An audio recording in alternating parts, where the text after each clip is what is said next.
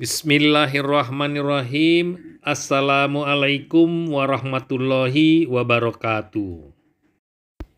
Kita mengucapkan syukur kepada Allah Subhanahu wa Ta'ala yang telah memberikan kita kenikmatan iman dan Islam di dalam hidup ini.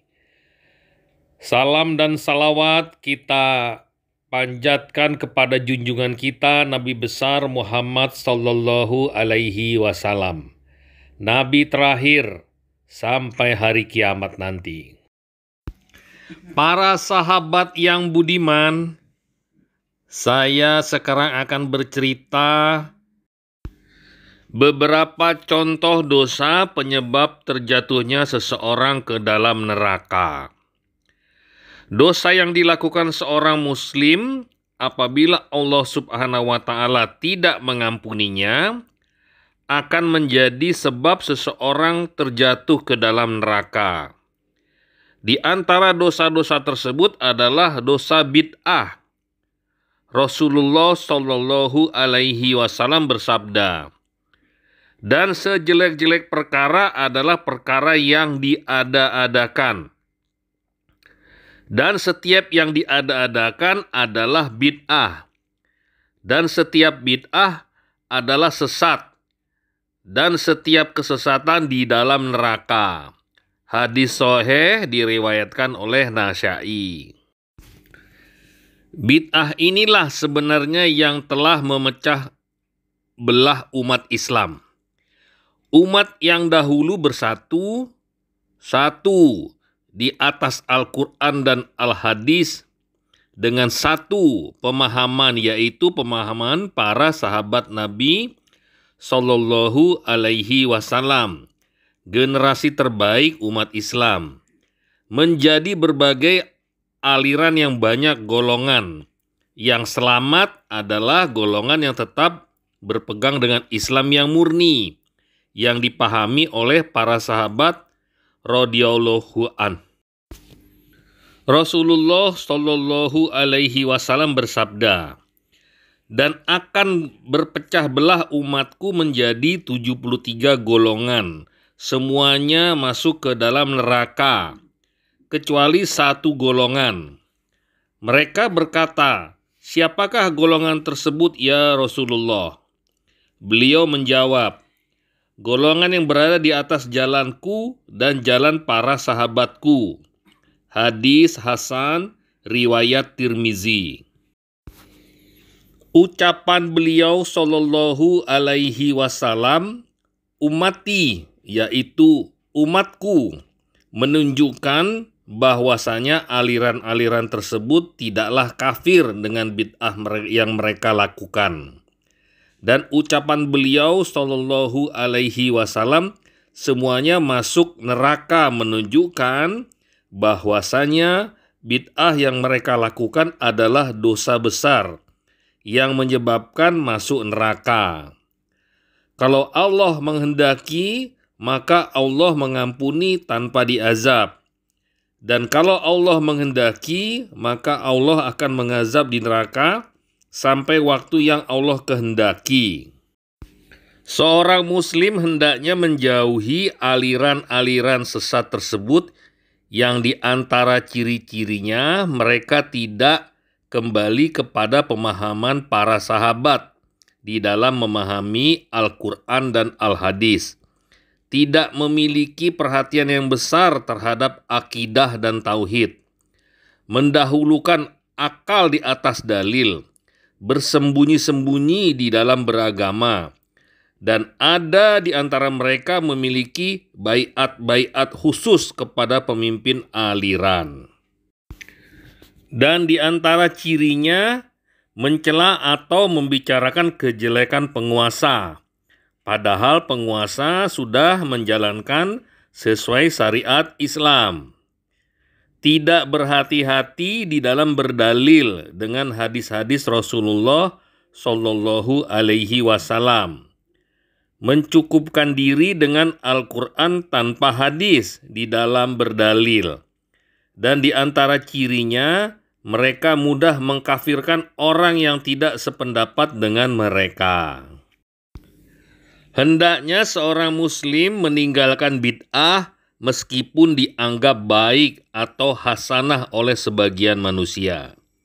Meninggalkan aliran-aliran sesat tersebut dan jangan tertipu dengan pakaian atau banyaknya jumlah mereka. Karena kebenaran tidak diukur dengan perkara-perkara tersebut, tapi diukur dengan kesesuaiannya dengan Al-Quran dan Al-Hadis. Menasehati para pengikut aliran sesuai dengan kemampuan supaya kembali kepada kebenaran dengan cara yang hikmah merupakan bentuk rasa cinta kita kepada saudara seislam dan upaya menyatukan umat di atas kebenaran serta menyelamatkan mereka dari ancaman neraka. Dan perlu diketahui bahwasanya meninggalkan aliran-aliran tersebut juga bukan berarti seseorang hidup jauh dari agama. Menjauhi ilmu dan para ulama kemudian mengikuti syahwat dan hawa nafsunya. Karena seorang muslim di dunia ini dituntut untuk menjauhi fitnah syubhat, yaitu kerancuan berpikir dan menjauhi fitnah syahwat.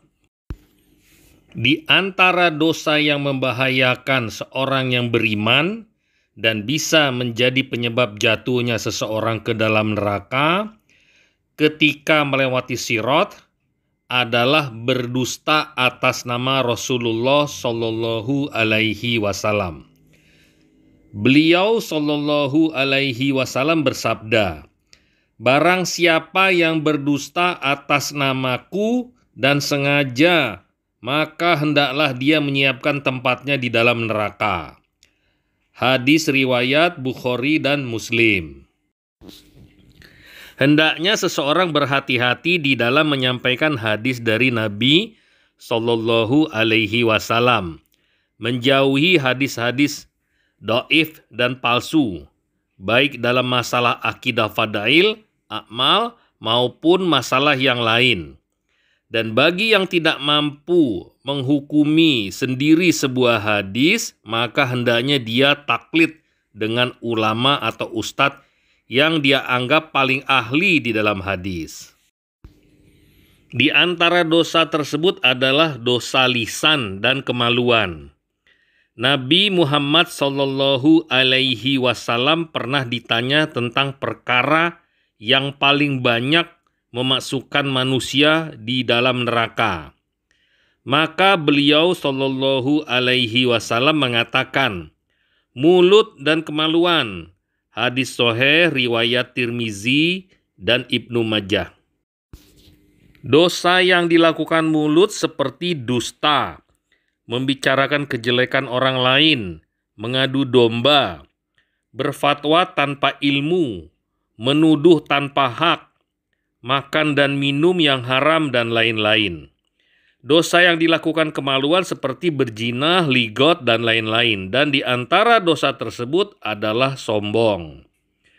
Rasulullah Shallallahu Alaihi Wasallam bersabda yang artinya, tidak akan masuk surga orang yang di dalam hatinya ada seberat zarrah pun dari kesombongan.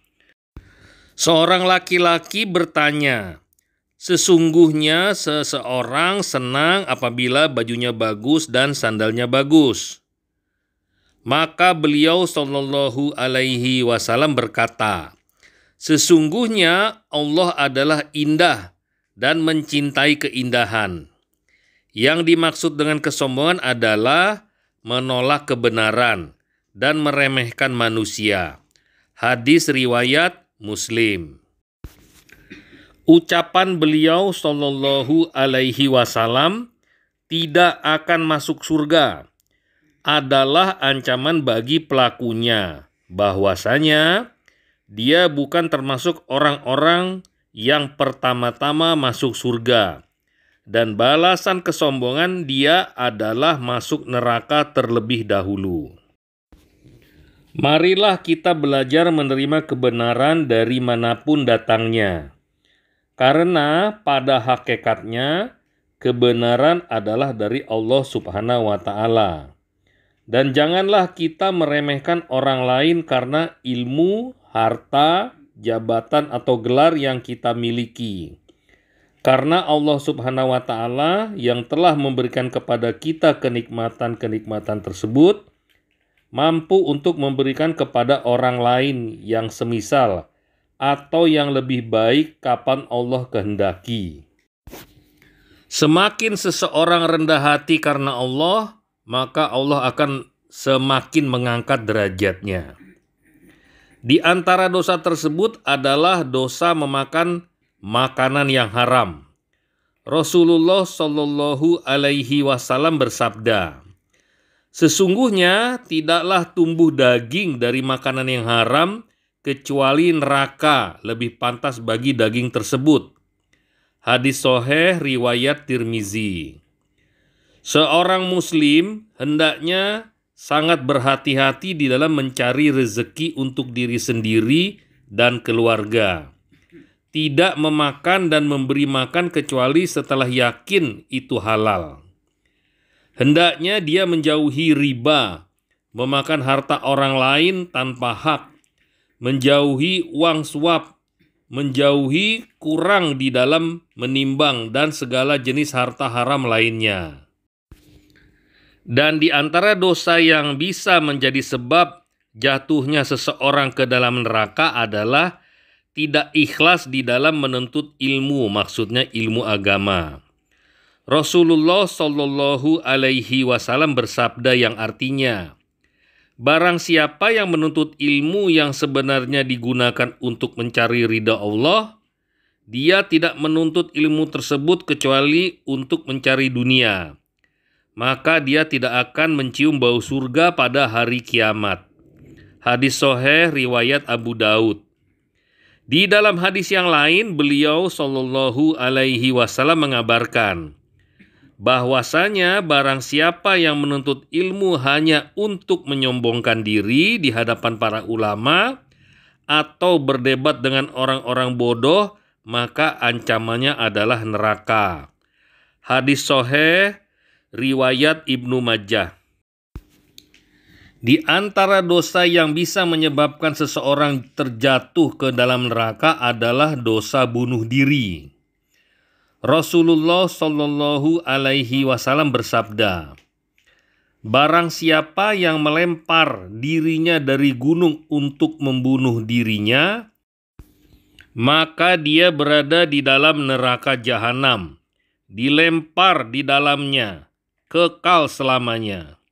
Dan barang siapa meneguk racun untuk membunuh dirinya, maka di dalam neraka jahanam dia akan meletakkan racun di tangannya, dia meneguknya selamanya di neraka. Dan barang siapa yang membunuh dirinya dengan besi, maka besi tersebut di tangannya, dia menusuk dengan besi tersebut perutnya di neraka jahanam, kekal selamanya." Hadis riwayat Bukhari dan Muslim. Bunuh diri bukanlah cara untuk lepas dari masalah, namun justru akan mendatangkan masalah yang jauh lebih besar. Dan barang siapa yang beriman kepada Allah, maka Allah akan memberikan hidayah kepada hatinya. Di antara dosa tersebut adalah membunuh tanpa hak. Allah Subhanahu wa Ta'ala berfirman, "Dan barang siapa yang membunuh orang beriman karena sengaja, maka balasannya adalah jahanam. Dia kekal di dalamnya.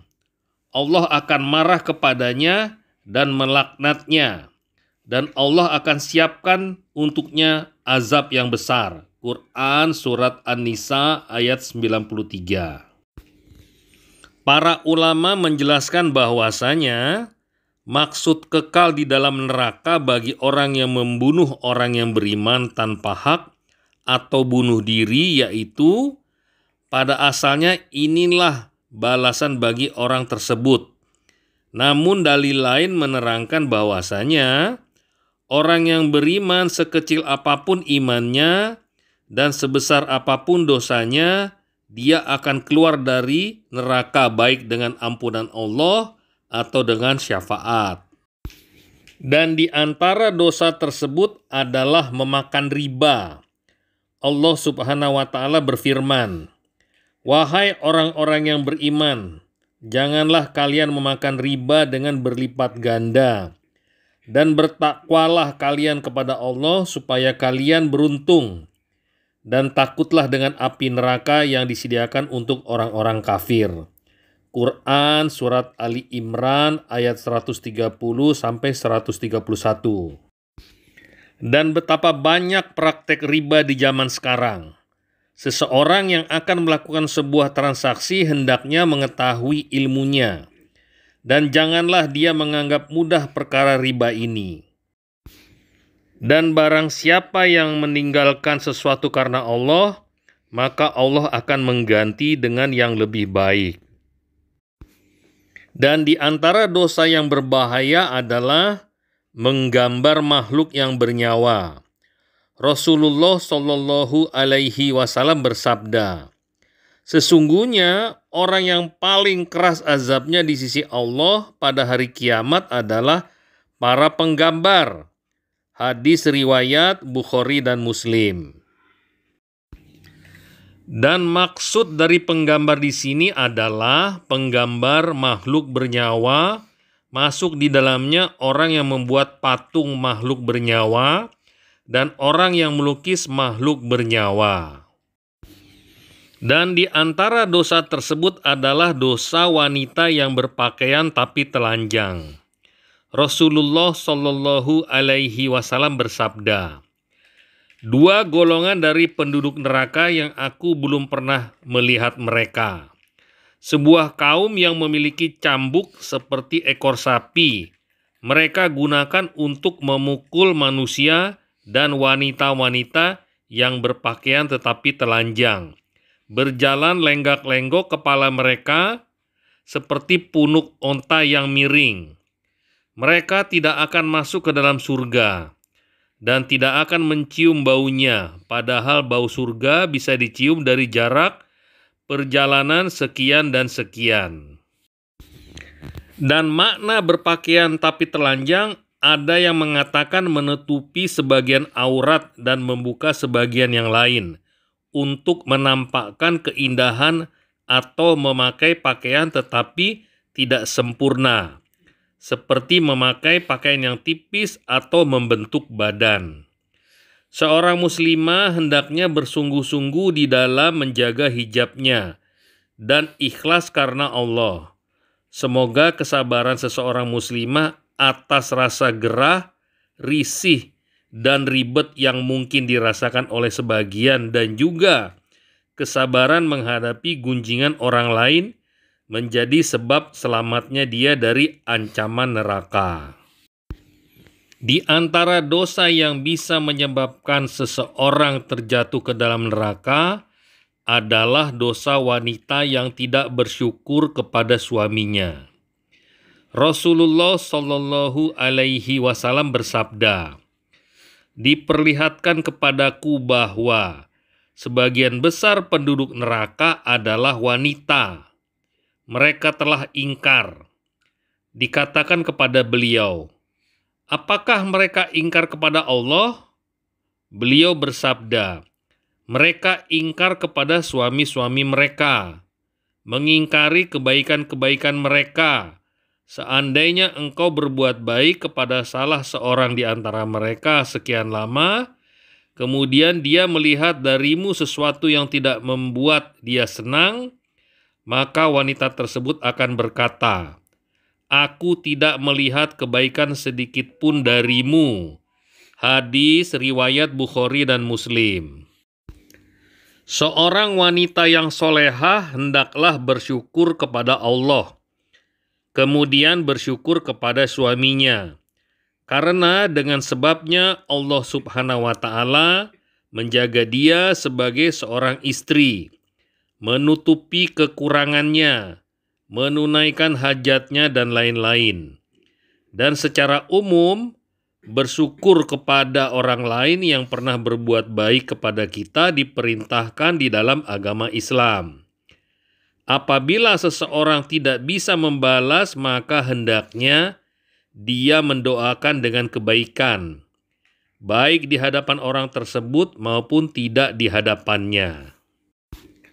Rasulullah Shallallahu Alaihi Wasallam bersabda, "Barang siapa yang berbuat baik kepada kalian, maka balaslah. Kalau kalian tidak menemukan sesuatu untuk membalasnya, maka doakanlah dengan kebaikan sampai kalian merasa bahwasanya kalian telah membalas kebaikannya."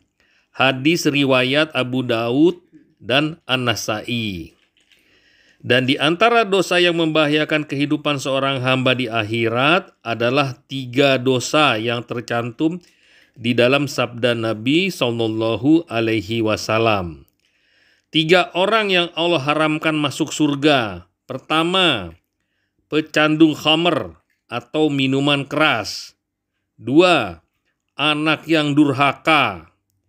3, dayuth, yaitu laki-laki yang membiarkan kejelekan di dalam keluarganya. Hadis Hasan, riwayat Imam Ahmad di dalam musnadnya. Seorang kepala keluarga yang membiarkan kemaksiatan di dalam keluarganya dan memfasilitasi dikhawatirkan terkena ancaman ini. Seorang kepala keluarga dituntut untuk tegas dan lembut dengan keluarganya. Rasa sayang bukan berarti harus memberi segala yang diminta, dan mendidik mereka untuk taat tidak identik dengan kekerasan. Istri dan anak adalah ujian dan titipan Allah. Kewajiban kita adalah mengerahkan tenaga semaksimal mungkin untuk menjaga diri dan keluarga kita dari neraka dan hidayah di tangan Allah Subhanahu wa Ta'ala. Dan di antara dosa yang membahayakan adalah durhaka kepada orang tua. Dan di antara bentuk durhaka adalah menyakiti orang tua dengan lisan, dengan sikap, ataupun dengan tangan. Seorang muslim dan muslimah diperintahkan untuk berlemah lembut kepada orang tua, merendahkan diri di hadapan mereka, dan menaati perintah mereka selama tidak bertentangan dengan syariat. Dan di antara bentuk bakti yang paling berharga kepada orang tua kita adalah mengeluarkan mereka dari kegelapan kesyirikan, kebid'ahan, dan kemaksiatan menuju cahaya tauhid, sunnah, dan ketaatan kepada Allah Subhanahu wa Ta'ala. Dan di antara dosa yang membahayakan adalah dosa seorang pejabat menipu bawahan atau rakyatnya. Rasulullah Shallallahu Alaihi Wasallam bersabda, "Tidaklah seorang hamba Allah berikan jabatan, kemudian dia mati dalam keadaan menipu bawahannya atau rakyatnya, kecuali Allah akan mengharamkan dia masuk ke dalam surga." Hadis riwayat Bukhari dan Muslim. Di antara bentuk menipu kepada rakyat adalah tidak menasehati mereka demi keselamatan dunia dan akhirat mereka, tidak memenuhi hak-hak mereka, tidak berbuat adil di antara mereka, dan lain-lain. Maksud diharamkan masuk surga di sini bahwa pelakunya tidak bisa masuk surga secara langsung, namun berhak untuk diazab di dalam neraka terlebih dahulu apabila Allah menghendaki. Ini adalah beberapa contoh dosa-dosa besar, dan para ulama telah mengarang buku khusus tentang dosa-dosa besar. Kita pelajari supaya kita bisa menjauhi. Keyakinan Ahlus Sunnah bahwasanya pelaku dosa besar di bawah kehendak Allah. Kalau Allah menghendaki, maka Allah akan mengampuni. Dan kalau Allah menghendaki, maka Allah akan mengazabnya terlebih dahulu sebelum dimasukkan ke dalam surga. Dan azab neraka bagi para pelaku dosa besar, meski tidak selamanya, namun bukan sesuatu yang ringan. 1 menit dibakar dengan api dunia adalah perkara yang berat. Maka bagaimana dibakar dalam waktu yang lama dengan api akhirat yang jauh lebih panas? Rasulullah Shallallahu Alaihi Wasallam bersabda, api kalian adalah satu bagian dari 70 bagian dari neraka jahanam. Hadis riwayat Bukhari dan Muslim. Kesabaran di dalam menahan hawa nafsu di dunia bagi seorang muslim jauh lebih ringan dan lebih mudah daripada kesabaran di dalam menghadapi azab neraka di akhirat. Sampai di sini dulu sahabat, kita akan bertemu di video selanjutnya.